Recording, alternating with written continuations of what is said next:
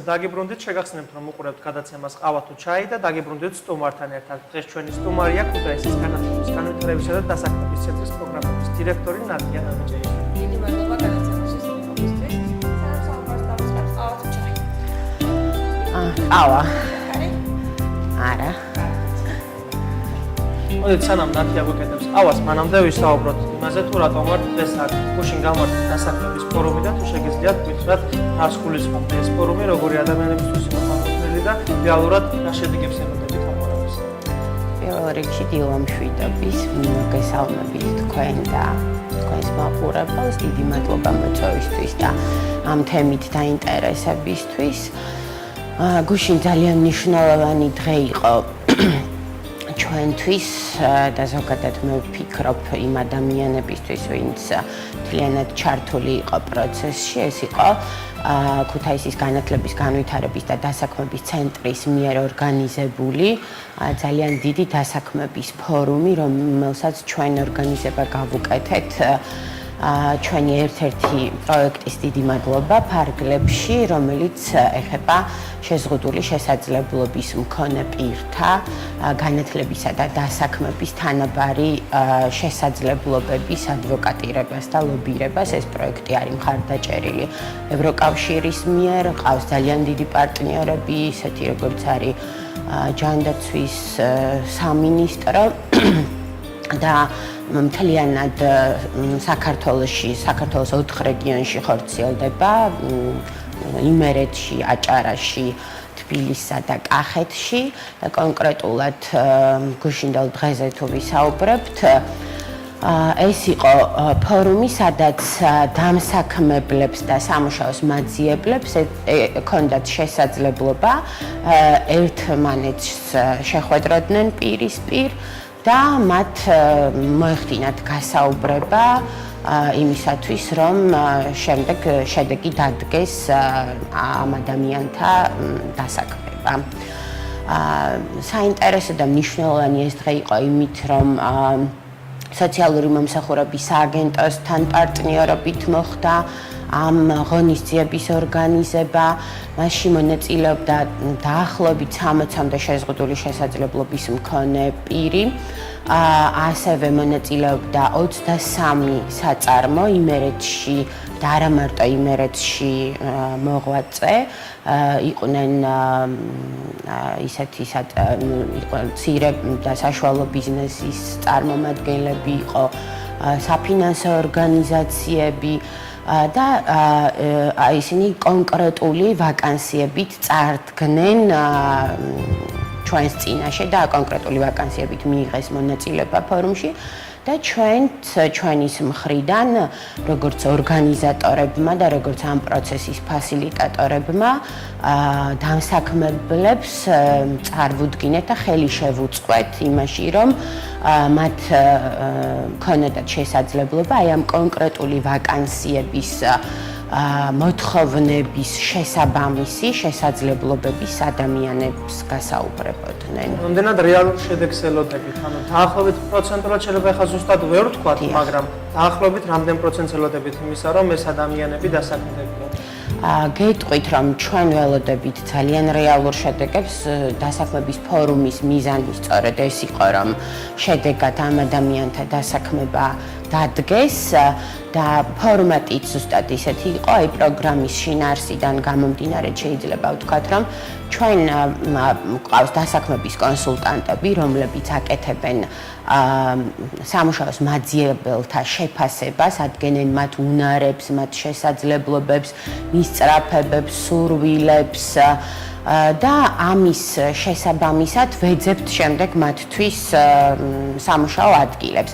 ამიტომ, რადგან ჩვენ უკვე წინასწარ ვიცოდით დამსაქმებელს რა ტიპის ვაკანსიები გამოქონდა დასაქმების ფორუმზე, შესაბამისად, სწორედ აი ამ ვაკანსიების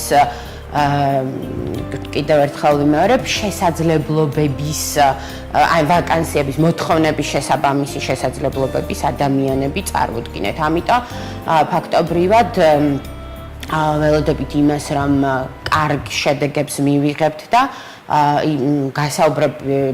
ჩატარებული გასაუბრებების მნიშვნელოვანი ნაწილი წარმატებით დასრულდება. მე მაინტერესებს ან თქვენ თქვით რომ დამსაქმებლებს კონდეთ კონკრეტული ვაკანსიები თქვენ იცოდით რას ითხოვდნენ. დიახ. და თუ ხდებოდა თუ ითვალისწინებდა თქვენი პროექტი იმას რომ სანამ ამ დასაქმების ფორმამდე მივიდოდნენ ეს ადამიანები რაიმე ტიპის გადამზადება მაინც გაიარათ პროფესიული. კი, მოგახსენებთ ამასაც, ესე იგი ეს პროექტი რა თქმა უნდა ითვალისწინებს განათლების ხელშეწყობას და ის ადამიანები, რომლებსაც ანუ იმისთვის რომ საბოლოო შედეგად დადგეს დასაქმება, ჭირდებათ გარკვეული დახმარება, პროფესიული განვითარება.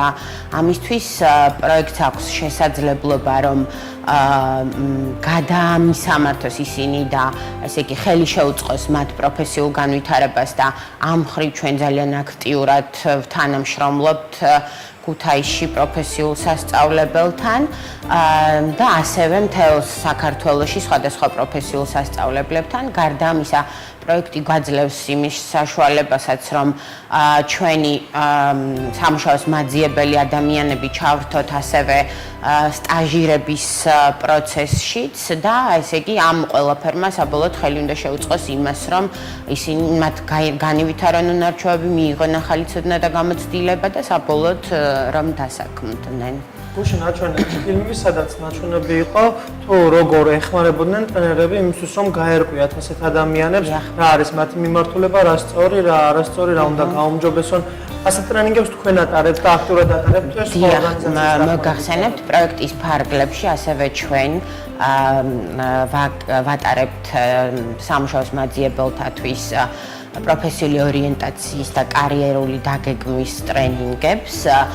მათ იმისთვის, რომ სწორედ ისინი კარგად მოვამზადოთ ჩვენ დამსაქმებელთან წარდგენისთვის გასაუბრების ტექნიკებზე, სამუშაოს პროცესზე, CV-სა და ასევე სამოტივაციო წერილის მომზადების პროცესზე, დოკუმენტაციის სრულყოფის პროცესზე ჩვენ ვატარებთ ამ ტრენინგებს. გარდა ამისა, თვითონ სამუშაო ადგილებზეც დამსაქმებელთათვისაც გვაქვს აუცილებლად ტრენინგები, იმიტომ რომ მოგეხსენებათ, რომ ეს თემა ხშირ შემთხვევაში დაკავშირებულია სტერეოტიპთან და სტიგმასთან და სწორედ იმისთვის, რომ საზოგადოების ცნობიერება ამაღლდეს და იმისთვის, რომ ჩვენ შეზღუდული შესაძლებლობის მქონე ადამიანები მივიღოთ ჩვენს თანასწორად, ვაღიაროთ მათი შესაძლებლობები და ხელი შეუწყოთ მათ ინტეგრაციას, ამისთვის ჩვენ არა მარტო თქვათ საზოგადოების სხვადასხვა ნაწილთან, კონკრეტულად თქვათ დამსაქმებლებთან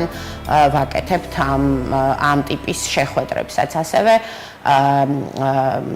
ვირჩევთ კონკრეტულ დასაქმების ადგილზე მენტორს, რომელიც უშუალოდ ხელს უწყობს იმას, რომ პირის ადაპტაცია და ინტეგრაცია მოხდეს სამუშაო ადგილზე. რაც გაქვთ დამსაქმებელთან, ხო?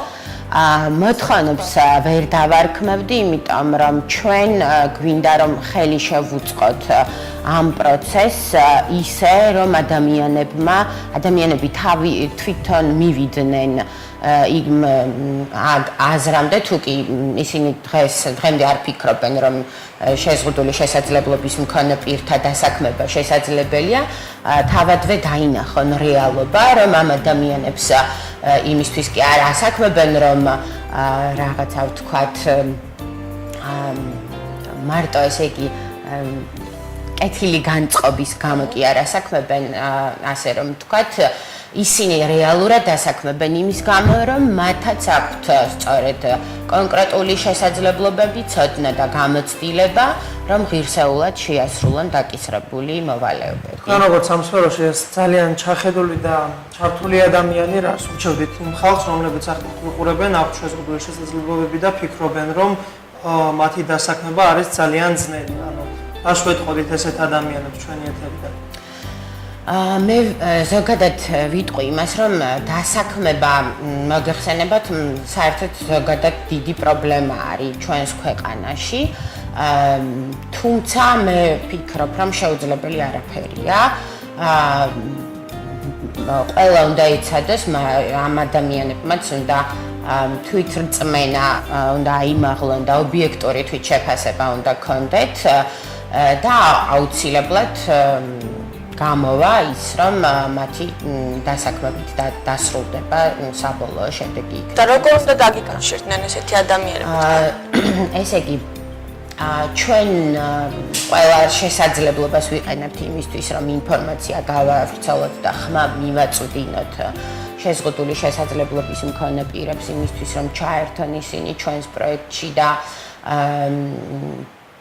შემდეგ რათა გავაგრძელოთ ჩვენ მათთან თანამშრომლობა და მათ შეუძლიათ მოგვმართონ ჩვენს ორგანიზაციაში ქუთაისში გრიშაშვილის მეოთხე შესახვევი ნომერი 8 ან დარეკონ ორგანიზაციის ოფისში ნომერზე 25 13 30 და შემდეგ უკვე ჩვენ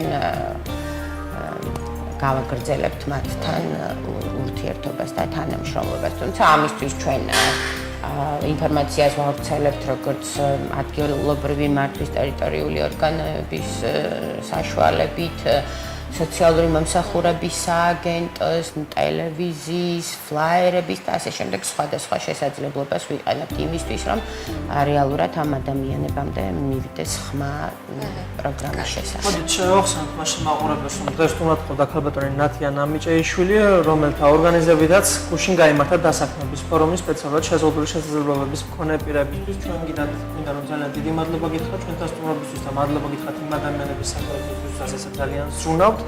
და ყოველთვის მოხარულები ვიქნებით ამ პროექტებზე გიმასწრებთ ჩვენთან. ოღონდ მადლობა. ჩვენ გიტოვებთ კულინარიის ბლოგს და კულინარიის ბლოგზე დაგებრუნდებით. ბლოგის შემდეგ აუცილებლად დაგებრუნდებით.